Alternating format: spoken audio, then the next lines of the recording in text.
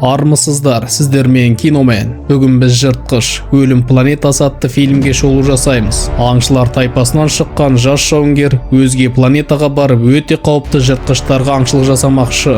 Жауынгер ол жерде жеңілмейтін қарсыласымен бетпе-бет келеді. Арнаға тіркеліп лайк басып комментарий қалдыруды ұмытпаңыз, және де телеграм арнаға тіркеліңіз. Ал біз бастаймыз.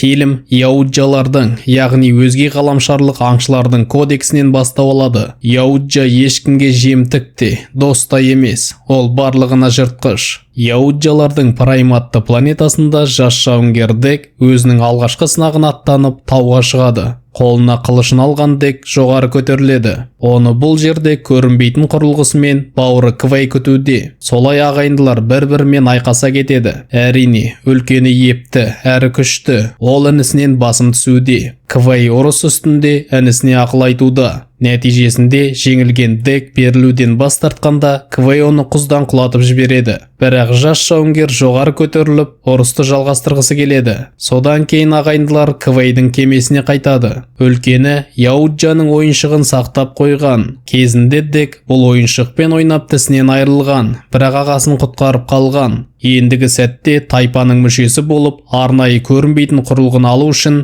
Дек өзі жалғыз бөтен планетаға барып, қанжалы болып қайту керек. Дек кішкентай болғандықтан басқалары үнемі кемсіткен, сондықтан ол Генна планетасындағы Калисканы таңдайды. Бұл мақұлық өте күшті, одан тіптен әкелері де қорқатын көрінеді. Сол арада бұл жерге әкелері де келіп жетеді. Ол Квейдің әлсіз Декті өлтірмегеніне разы емес. Сондықтан кенжесін байлап тастап, үлкен ұлына бауырын өлтіруді бұйырады. Бірақ Квей інісінің байлауын босатып, кемеге қарай лақтырып жіберіп, кеменің есігін бекітіп тастайды. Ашуға булыққан әкесі Квейге тап береді. Нәтижесінде ол баласының қолын шауып тастайды. Квей соңғы демімен бауырының сынақтан өткенін қалап, кемені Генна планетасына жөнелтіп жібереді. Кемеде қамалған Дек ұшар алдында әкесінің Квейдің басын алғанын көреді. Тербелістен есін жоғалтқан Дек Генна планетасына жақындағанда есін жияды. Ғарыш тастарының кесірінен кеме әйнегі сынуда. Сондықтан аңшы орындығымен бөлініп кеткен.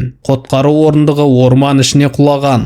Жан-жағын бір шолған Дек бауыры үшін Калисканы өлтіруге уәде беріп, қару-жарағын сайлайды. Сол сәтте орман ішінде белгісіз мақұлық қимылдайды. Тамыр мақұлық шақырылмаған қонағын қоршап алып, қару-жарағын тартып алуда. Дек қылышымен қарсы тұруға тырысады, бірақ қарсыласы күшті. Сондықтан жауынгер тамыр жете алмайтын жаққа бас сауғалайды. Бірінші таныстық жақсы өтпегендіктен Яуджа жарақатын емдемекші. Ол жапырақтан құртты көргенде ол ісіне бастайды. Дек оны лақтырып жібергенде құрт граната секілді жарылып кетеді. Солай ол Калисканы іздеп жүргенде тікенектері бар өсімдіктер алқабына келеді. Өсімдік жанына жоласаң ісініп жарылардай болып тұр. Сондықтан Дек байыппен алға жылжуда. Бірақ жақын маңдағы ұясы бар жыртқыш құс оған кедергі келтіруде. Ол төбеден тас тастап өсімдіктердің жарылуына дем беруде. Осы сәтте ұяға байланған Тия есімді әйел кеңес беруде. Ол өзін босатуын сұрауда. Құс тағы тас тастағанда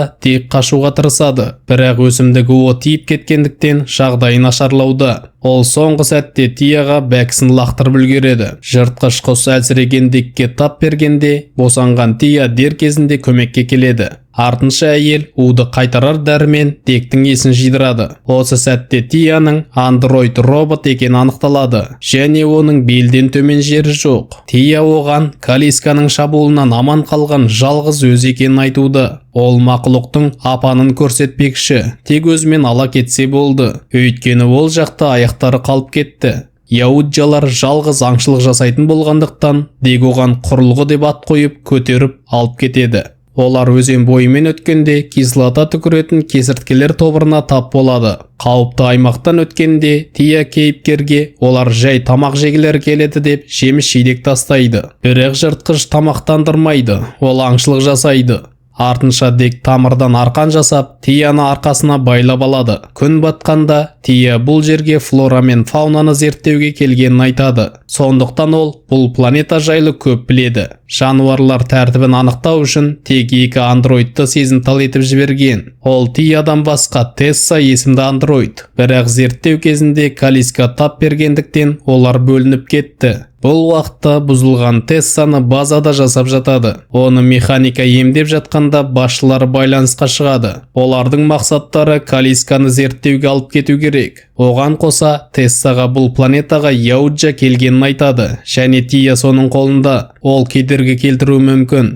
Азанда Дек пен Тия пышақ жүзіндей өткір жапырағы бар алқапқа келеді. Алқаптан қалың терілі мақұлықты көрген Яуджа оны жемтік еткісі келеді. Бірақ өткір жүзді жапырақтар оған кедергі. Осы сәтте олардың жанына қорықпайтын кішкентай мақұлық келеді. Ол Дектің ақырғанына жауап қатып, дөңгеленіп, өткір жүзді алқапқа емін-еркін еніп кетеді. Ол мақұлық жемтікті үркітіп жібергенде, Дек ағаштан ағашқа жүріп қозғалып, аңдумен келеді. Бірақ аңшылық ойдағыдай болмады. Артынша Дек кішкентай мақұлықты ұстап алады. Осы сәтте жемтігі де жандарына келеді.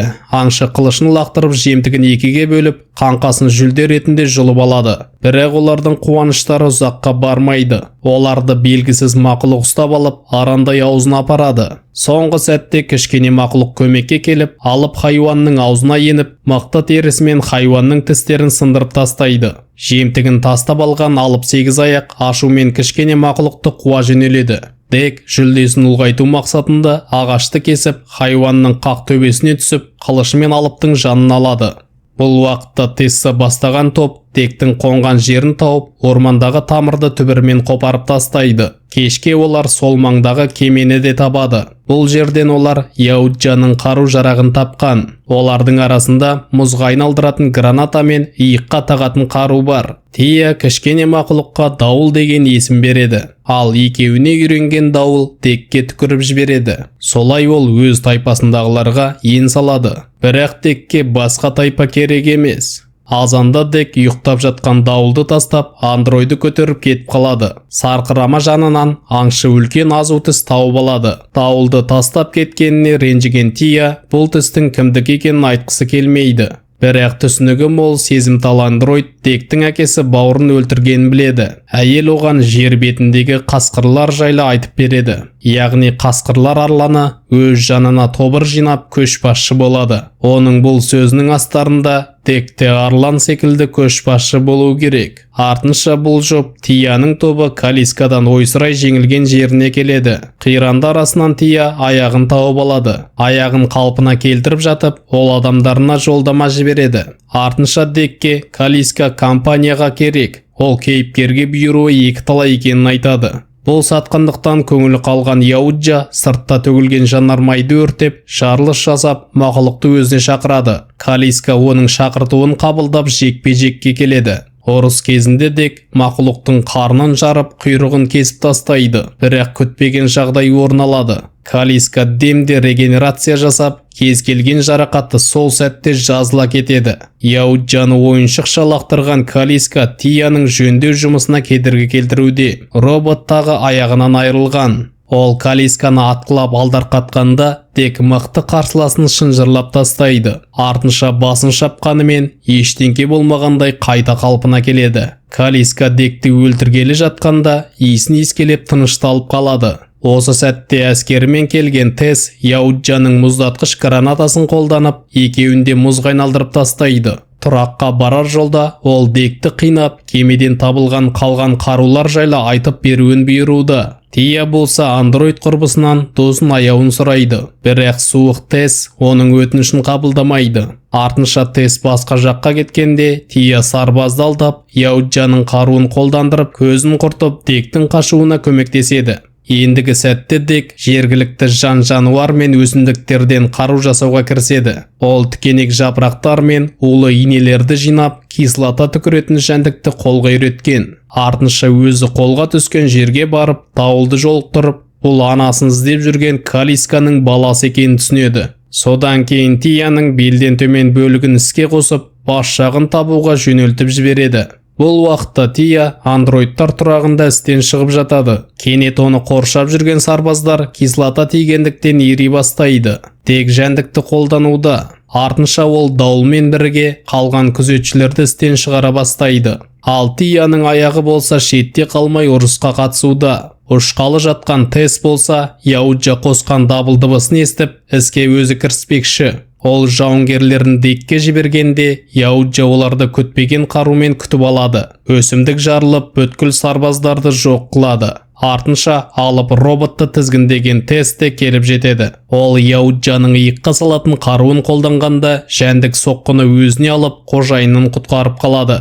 Осы сәтте алып роботқа Тия босатып жіберген Калиска шабуылдайды. Мақұлық роботтан өте ауыр жарақат алуда. Тесс оны қайта қатырып тастамақ болғанда, тек гранатаны қағып түсіріп, роботтың қолын қатырып тастайды. Осы сәтті пайдаланған Калиска роботтың талқанын шығарып, Тессті жұтып жібереді. Жеңістен кейін төртеуі қираған тұрақта бетпе-бет келеді. Калиска Декті тайпасының мүшесі ретінде қабылдап жатқанда, кенет мұзға айналып қайта қалпына келместей жарылып кетеді. Оны тірідей жұтылған робот Тесс ішінен мұз гранатасымен жарып жіберген. Ол иық қаруын Тияға кезенгенде Дек көзін құртады. Солай бауырының иық қаруын қайтарған Яуджа анасынан айырылған Дауылды жұбатуда. Енді кішкене Дауыл оның жалғыз тайпаласы. Аңшылықтан қайта Прайм планетасына келген Дек бұрынғы тайпаластарынан өзіне тиесілі көрінбейтін құрылғысын алмақшы. Ол бұрын соңды Яуджалар көрмеген андроидтың басын алып келген. Әкесі тайпаны жерге қаратқан сүмелекті екі көмекшісіне өлтіруді бұйырады. Бірақ баласы жекпе-жек кезінде екеуін өлтіріп тастайды. Артынша көрінбейтін құрылғысын қосқан әкесі баласына өзі шабуылдайды. Дек айласын асырып, кемесін іске қосып, шаң борандатып, көзге көрінген әкесінің сұлбасын байқап, әділ жекпе-жекте әкесінің қолын шауып тастайды. Артынша оны байлап, өзіне тиесілі көрінбейтін құрылғысын алады. Ендігі сәтте баласының мықты екенін мойындаған әкесі Декке тайпасының мүшесі болуға шақырады. Бірақ Дек енді өзінің жеке тайпасы барын айтады. Артынша оның бұйрығымен өсіп қалған Дауыл кәрі Яуджаның басын жеп қояды. Солай Дек, Дауыл және Тия Прайм планетасына келген кемеге қарап тұрады. Бұл кемемен Дектің анасы келген. Осылай фильм аяқталады. Арнаға тіркеліп, лайк басып, комментарий қалдыруды ұмытпаңыз. Және де Telegram арнаға тіркеліңіз. Сіздермен Киномен.